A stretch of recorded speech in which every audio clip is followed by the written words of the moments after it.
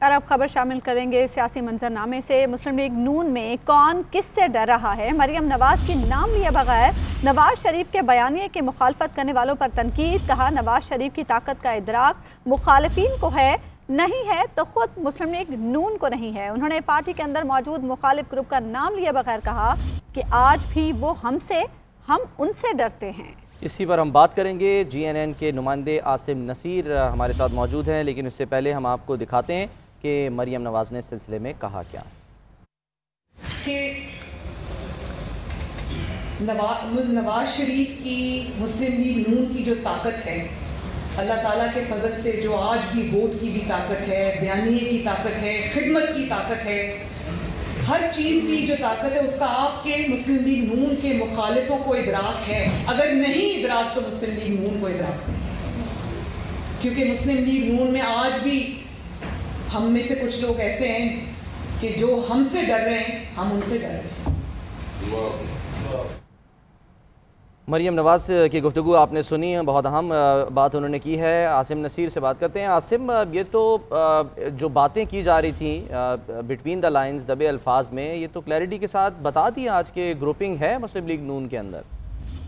सलमान, बिल्कुल मुस्लिम लीग नून के आज जो 9 डिवीजन थे उनके इजलास मुकम्मल हुए और उसमें सबसे बड़ी जो एक बात थी कि मुस्लिम लीग नून का जो वोटर और उनका जो उम्मीदवार है वो काफी कंफ्यूज था और उसी को लेकर पहले दबे लफ्जों से बातें होती रही, लेकिन जब आज आखिरी मीटिंग थी तो मरियम नवाज काफी खुलकर बोली। एक तो उसके अंदर ये था कि शहबाज शरीफ भी आज मौजूद नहीं थे बीमारी के बायस, और हमजा शहबाज भी लाहौर में होने के बावजूद मौजूद नहीं थे, और मरियम नवाज और उनके वालिद और पार्टी की दीगर जो क़यादत है वो मौजूद थी। वहां पर उन्होंने बयानियों का बाकायदा तौर पर ये कहा कि आज हम बयानियों पर भी बात कर लेते हैं, खुलकर हम इसका मुआवजा कर देते हैं कि कौन सा बयानिया ठीक है।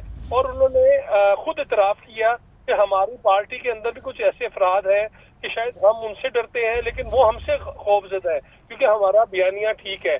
तो जो एक बात की जा रही थी कि एक मुस्लिम लीग नून के अंदर 2 बयानिए हैं, वो एक बात बिल्कुल सच साबित हुई और उसकी तस्दीक जो है वो खुद मरियम नवाज ने भी कर दी।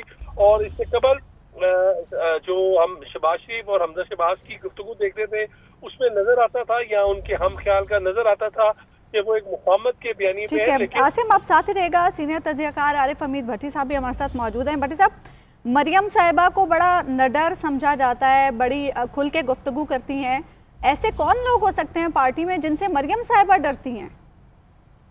देखिए, गुजारिश ये है कि पार्टी में बयानिए के साथ साथ अब पार्टी की क़यादत के लिए भी झगड़ा शुरू हो चुका है, क्योंकि मरियम नवाज समझती हैं कि उनकी वालिद साहब की जिंदगी में अगर उन्हें पार्टी की सदारत मिल जाए तो हमजा शहबाज खुद ब खुद मुस्लिम लीग नून की रेस से आउट हो जाएंगे।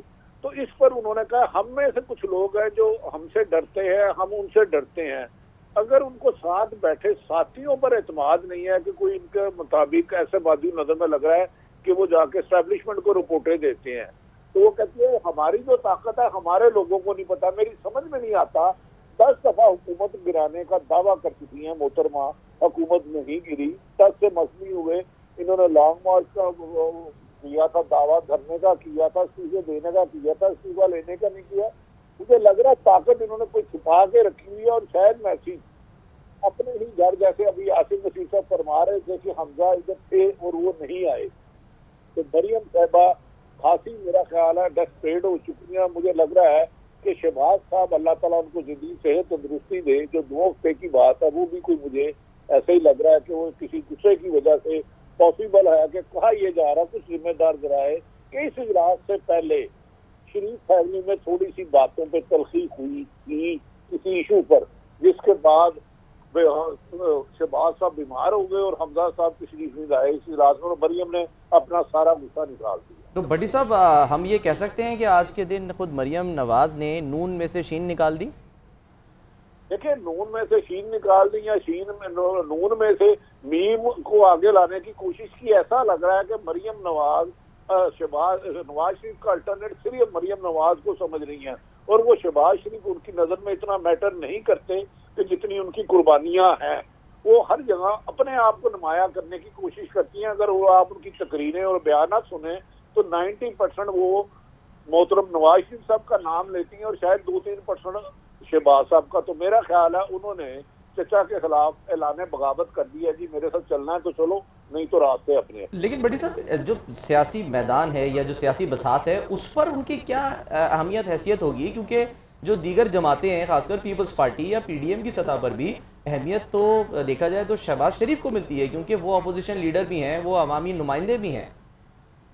देखिए लोगों को शायद इतना बड़ी साहब माजरत आपको इंटरप्ट करेंगे, वफाकी वज़ीर दाखिला शेख रशीद साहब ने हमें ज्वाइन कर लिया है। अस्सलाम वालेकुम शेख साहब।